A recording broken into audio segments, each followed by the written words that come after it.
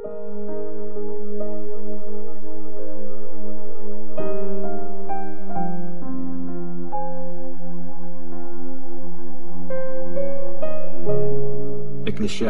chapter 3.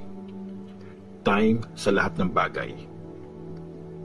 May panahon ng lahat ng bagay at may time ang bawat pangyayari sa mundong ito. May time para ipanganak at time para mamatay.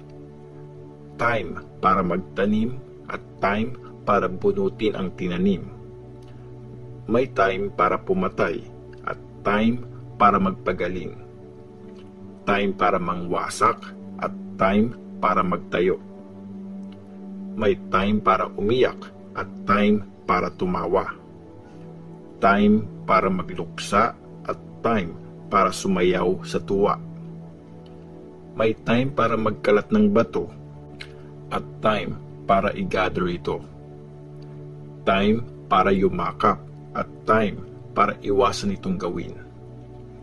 May time para maghanap at time para tumigil sa paghahanap. Time para magtabi at time para magtapon. May time para magpunit at time para magtahi. Time para manahimik at time para magsalita. May time para magmahal at time para magalit ng matindi. Time para sa gera at time para sa kapayapaan.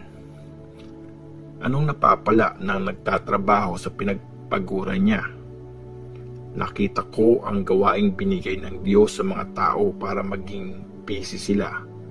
Ginawa niyang sakto ang lahat sa time nila. Nilagay niya sa isip ng tao ang kagustuhang malaman ang walang hanggan, pero di nito malalaman ang kabuuan ng ginawa ng Diyos sa simula hanggang huli. Na-realize kong ang pinakamabuting gawin ng tao ay maging masaya at mag-enjoy habang nabubuhay siya. At blessing ng Diyos sa bawat tao ang kumain, uminom, at mag-enjoy sa lahat ng pinagpaguran niya. Alam kong kahit anong gawin ng Diyos, forever na nagtatagal. Hindi yun maladagdagan at di rin mababawasan.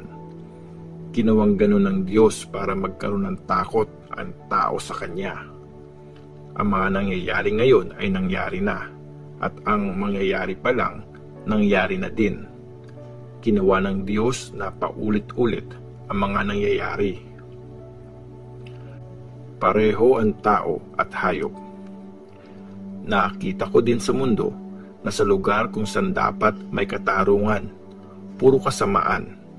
At kung saan dapat may matuwid, nandun ang masama. Sabi ko sa sarili ko, Diyos ang magja-judge sa matuwid at masama. May nakaset na time para sa bawat bagay at gawain. Nasabi ko din sa sarili ko na tinetest ng Diyos ang tao para ipakitang wala siyang pinagkaiba sa hayop.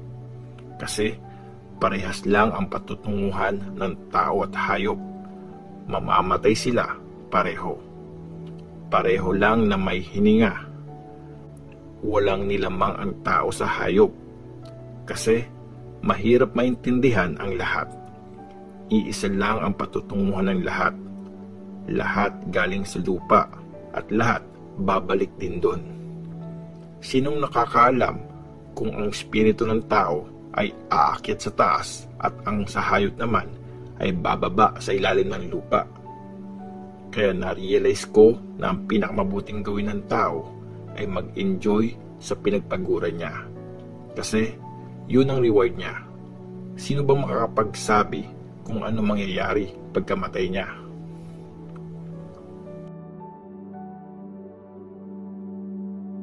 Ecclesiastes chapter 4. Nakita ko ulit kung paano pahirapan ng tao ang isa't isa.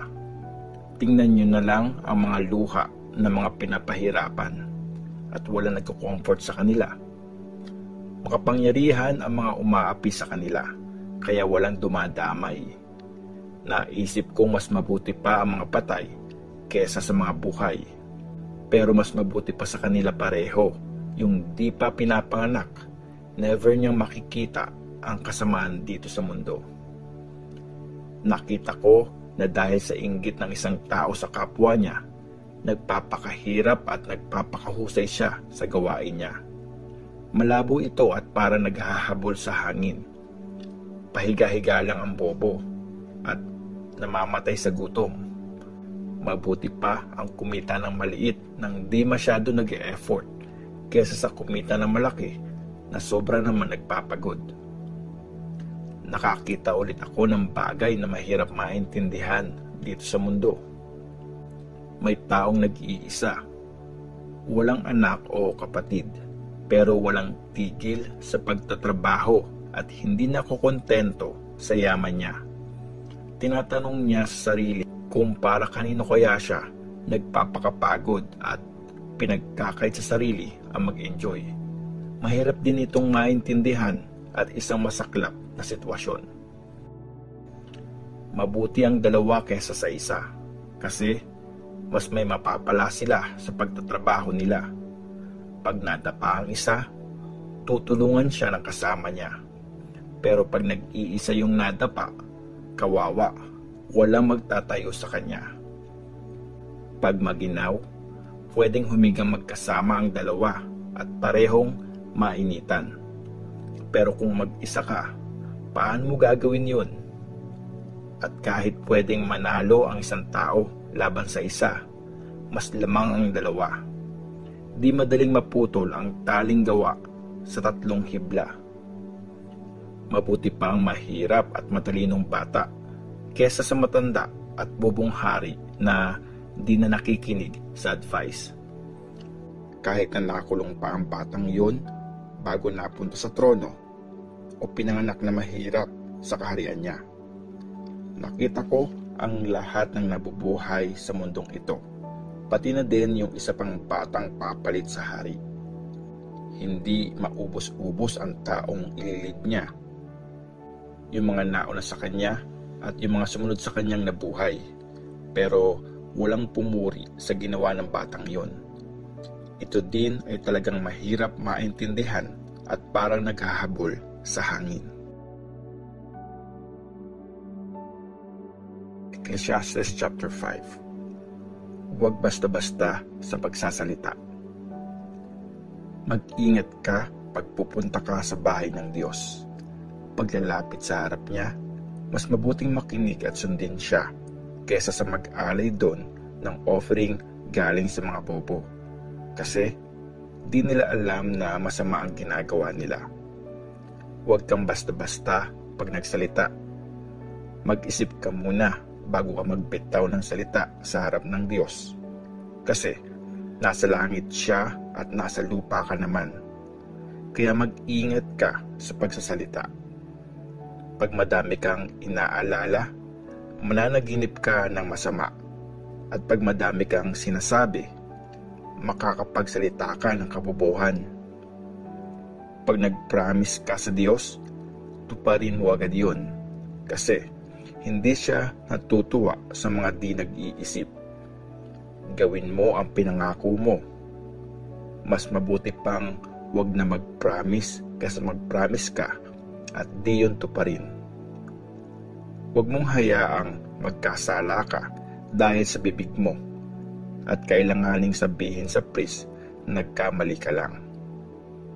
Bakit mo gagalitin ng Diyos sa mga salita mo at hahayaang wasakin ang mga pinagpaguran mo? Kahit lagi kang nananaginip ng gising, may mga bagay na di mo maipaliwanag at may mga sinasabi kang salita na walang kwenta. Dapat mo pa ding igalang ang Diyos.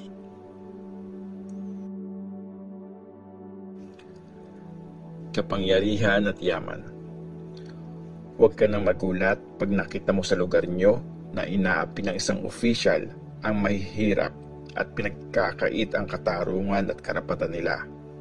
Kasi sumusunod lang siya sa mas nakakataas sa kanya at may mas mataas pa sa kanila. Pero mabuti pa ding may hari na namamahala sa lupain para masagana ang lahat.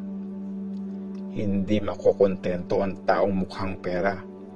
Ganon din Ang tao nagmamahal sa yaman, di makokontento sa makukuha niya. Nakakapagtaka din ito. Pag dumadami ang yaman, dumadami din ang umuubos nito. Anong napapala ng may-ari kundi tingnan lang ito? Masarap ang tulog ng isang trabahador. Marami o konti man ang kinain niya. Pero ang mayaman, di makatulog sa dami ng inaalala niyang yaman. Nakakita ako ng talagang masaklap sa mundong ito. May taong nag-iingat ng yaman niya para sa future. Pero may masamang nangyari kaya nawala ito at wala siyang maiiwan sa anak niya. Pinanganak ang tao na hubad, ganoon din siyang mamamatay.